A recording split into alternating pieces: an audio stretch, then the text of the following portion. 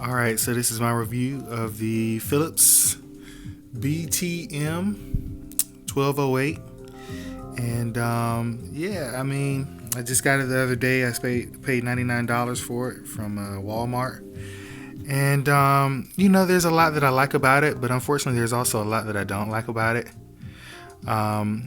Just to start, I guess with the good. It's a very compact unit. It looks nice. It's made out of metal.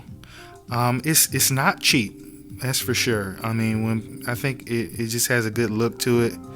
Nice glossy finish on the speakers. It doesn't look like it'll track too many fingerprints, but why would you touch your speakers anyway? Seriously. And the metal finish, it has a plastic face and a metal body. But yeah, I think it's just a good looking machine. It's got some nice clicky buttons on it, just to kind of, they don't feel cheap. They don't feel like they're gonna break or anything like that. It sounds really good. You can hear the sound of it right now, and it's got, even when you crank it all the way up. Obviously, I can't crank it up right now because I'm trying to talk to you.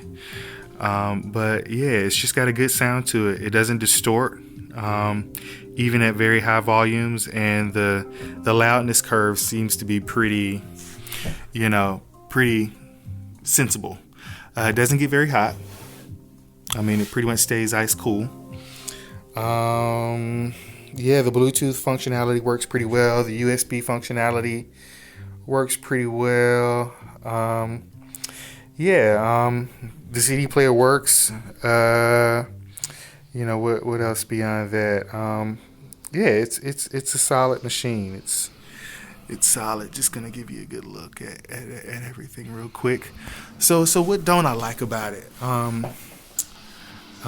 There's a few things that I don't like. The FM radio. One other good thing is that the FM radio signal seems pretty strong on it. But what don't I like? I don't like that it doesn't have a volume knob. The CD player seems a little bit skippy. It skips on CDs that don't have any scratches on it. Not all the time, but it does though. Honestly, I wish it was just a tad bit wider. That's just me. That's just a personal thing. When you really start, right now the display looks fine, but sometimes it can look really, really ghetto. It'll have like capitalized letters and lowercase letters, and it'll be kind of all jumbled up and weird looking. It doesn't have an AM radio, but honestly, the biggest sin of this machine is that it doesn't have a headphone jack.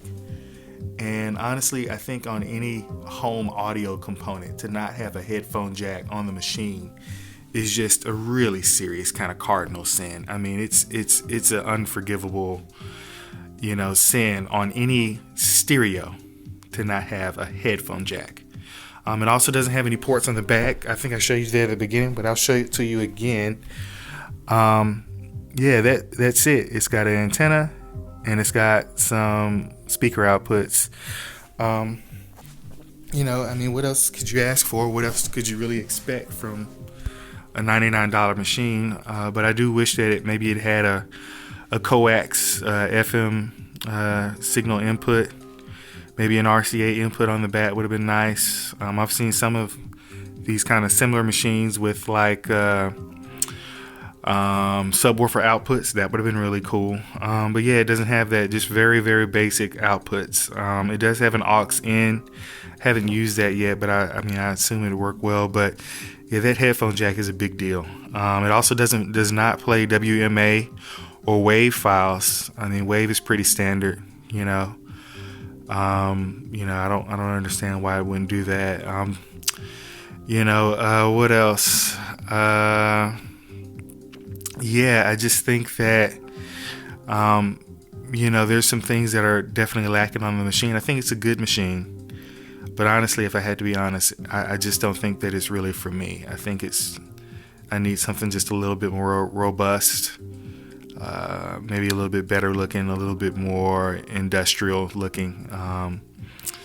And the CD player skipping thing, as you can tell, I do play CDs. The secret is with CDs that they do sound better than your MP3s. But yeah, I need a player that plays properly. And another thing I don't like about it is that it shuts off very quickly. It has this auto shutdown power saving function that if you're not using this thing for like 3 or 4 minutes, it shuts itself down. And like, I like smart stuff, but I don't like components that like to think for me. Like if I'm playing a playlist, with 3 or 4 songs, and the playlist runs out, before I realize it, the thing is already shut down and it has to reconnect to your Bluetooth machine and do the whole process all the way over again. And I just don't appreciate that. I wish they would at least give me the option to shut it down.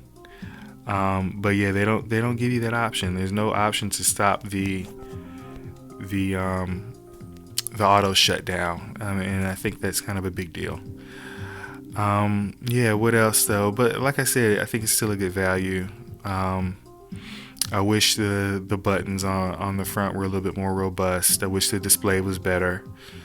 And even honestly, on this track that I'm playing right now on USB, it's encoded at 320 kilobits per second as an MP3, and it seems to have a little trouble playing it at that higher bit rate. It has a little stutter on it.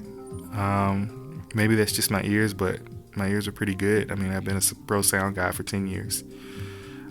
So yeah, those are just a few of the things that I like and I don't like about it. Should you buy it? If you just want to use it for Bluetooth, I think it's great. I think it's awesome, and I think you should buy it. Yeah, but if you're kind of a audio nerd and you really want things to sound, it's not about the sound.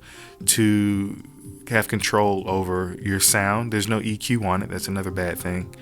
They've got like some DSPs and stuff like that, but there's no real EQ to really kind of tailor the sound to your room or tailor the sound to just kind of your ear and how you like things to sound. So there's no options for that.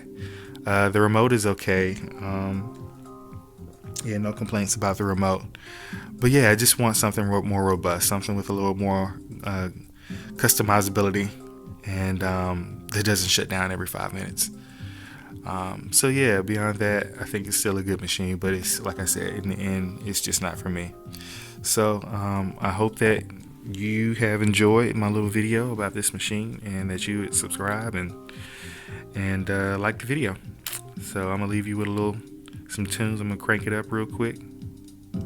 Hope you like it.